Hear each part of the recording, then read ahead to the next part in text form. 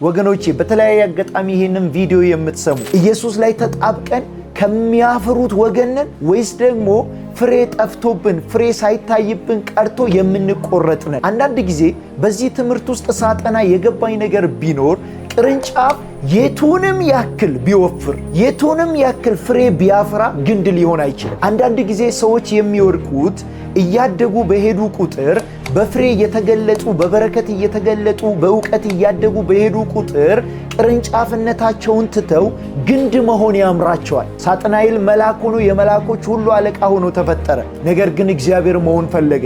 ከዛ ተቆርጦ ተጣለ። ወገኖቼ በተለያየ አጋጣሚ ይህንን ድምፅ የምትሰሙ እኛ የቱንም ያህል በረከት ቢኖረን የቱንም ያክል ዕውቀት ቢኖረን የቱንም ያህል ብንወፍር የቱንም ያህል ብናድግ እኛ ቅርንጫፍ እንጂ ግንድ መሆን አንችልም። ወገኖቼ የብዙ ፍሬ ማፍራት ምክንያቱ አንድ ነገር ነው፣ ሚስጥሩ።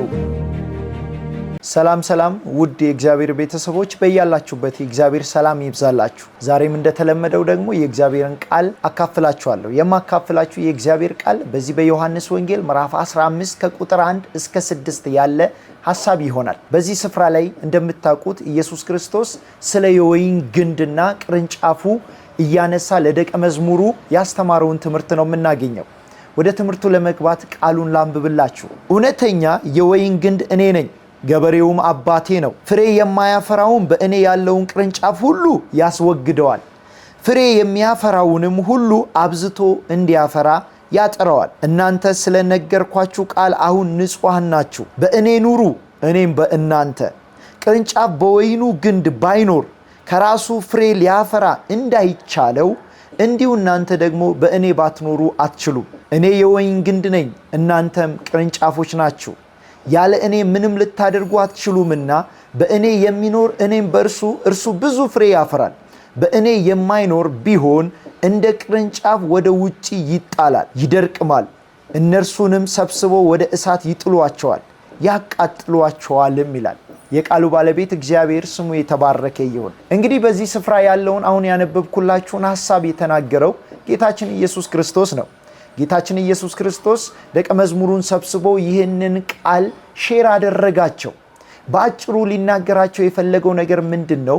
በወቅቱ በብሉይ ኪዳንም በነበረው ስርዓት በተለያየ ጊዜ እንደ ምሳሌ እንደምታውቁት መጽሐፍ ቅዱሳችን ላይ የወይን ግንድ ወይም ደግሞ የወይን አትክልት ብዙ ጊዜ ለምሳሌ ቀርቧል። ኢየሱስ ክርስቶስ ይህንን የወይን አትክልት እንደ ምሳሌ አምጥቶ ከደቀ መዛሙርቶቹ ጋር በሚቀመጥበት ስፍራ ይህንን ሐሳብ ሼር አደረጋቸው። እንደዚህ አላቸው፣ አንድ የወይን ግንድ ምሳሌ ውሰዱ።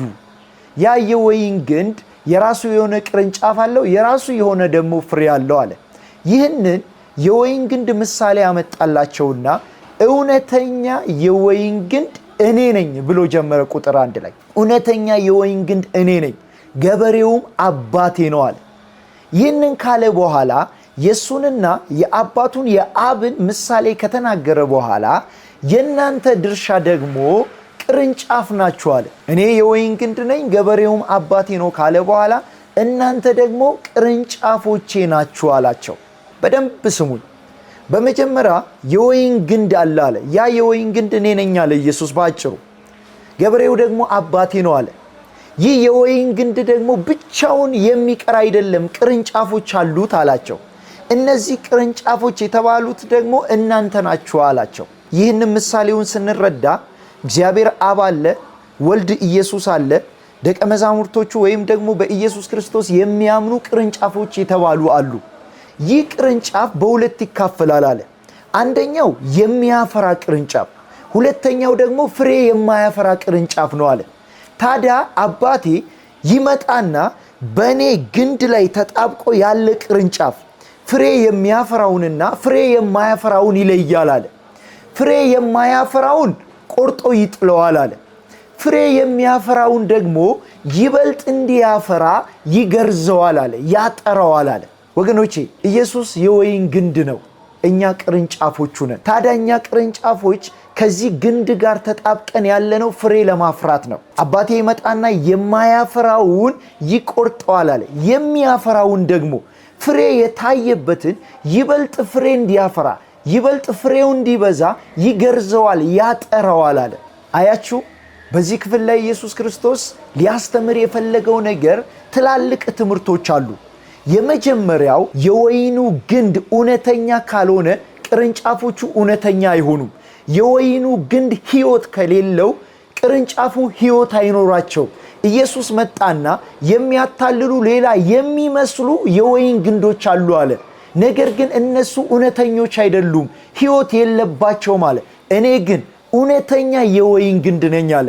በእኔ ላይ የሚጣበቅ እውነትን ያገኛል። በዚህ በዮሐንስ ወንጌል ምዕራፍ 14 ቁጥር 6 ላይ ምን ብሏል ኢየሱስ?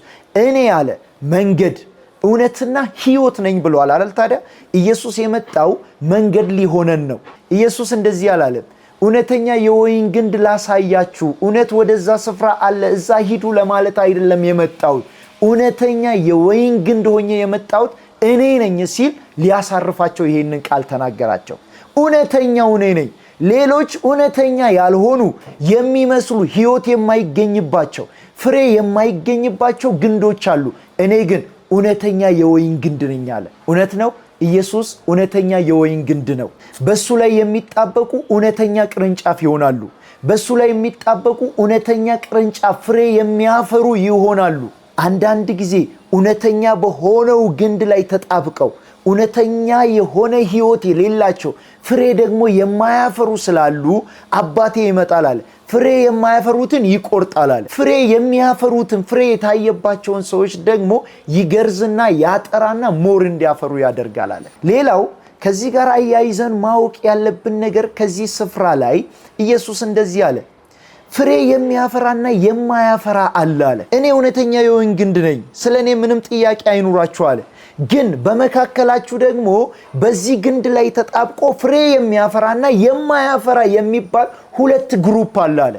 ለምሳሌ በዛን ጊዜ በነበሩ ደቀ መዝሙሮቹ ውስጥ እንኳን ምሳሌ ስንወስድ ከዛው ከ12ቱ ውስጥ ኢየሱስ ላይ ተጣብቆ እውነት እየተማረ ከዚህ እውነተኛ ግንድ ጋር ግንኙነት እያለው ፍሬ ያላፈራውን ሰው ምሳሌ መውሰድ እንችላለን። ይሁዳን፣ በኋላ ኢየሱስን የሸጠውን፣ መልካም ፍሬ እውነተኛ ፍሬ ያልተገኘበት ተቆርጦ የተጣለውን ይሁዳን ምሳሌ ስንወስድ ከዛው ከሚማሩት 3 ዓመት ሙሉ ከኢየሱስ ጋር ሕይወትን ሲካፈሉ የነበሩ ነገር ግን ፍሬ ያልታየበት ሰው ምሳሌ ነው።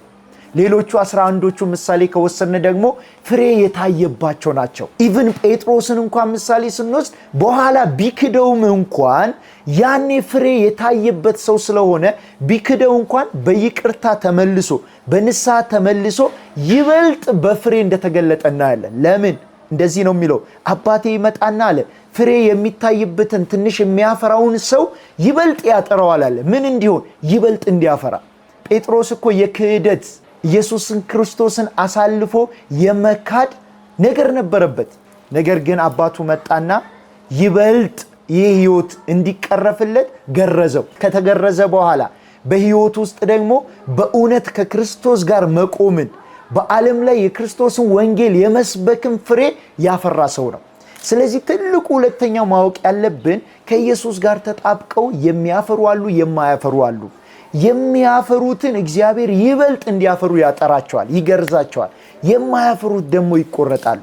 የሚገረዙት የሚጠሩት ይበልጥ ፍሬ ሲያፈሩ፣ የሚቆረጡት ደግሞ ይደርቃሉ፣ ወደ እሳት ይጣላሉ ይላል ቁጥር 6 ላይ።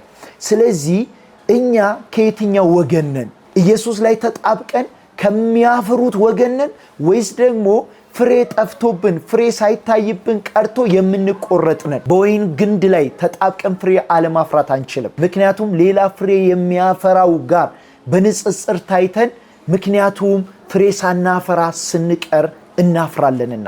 ሌላው ደግሞ በዚህ ሐሳብ ውስጥ ማወቅ ያለብን ነገር፣ የሚገርማችሁ ነገር እኛ ቅርንጫፎች ነን።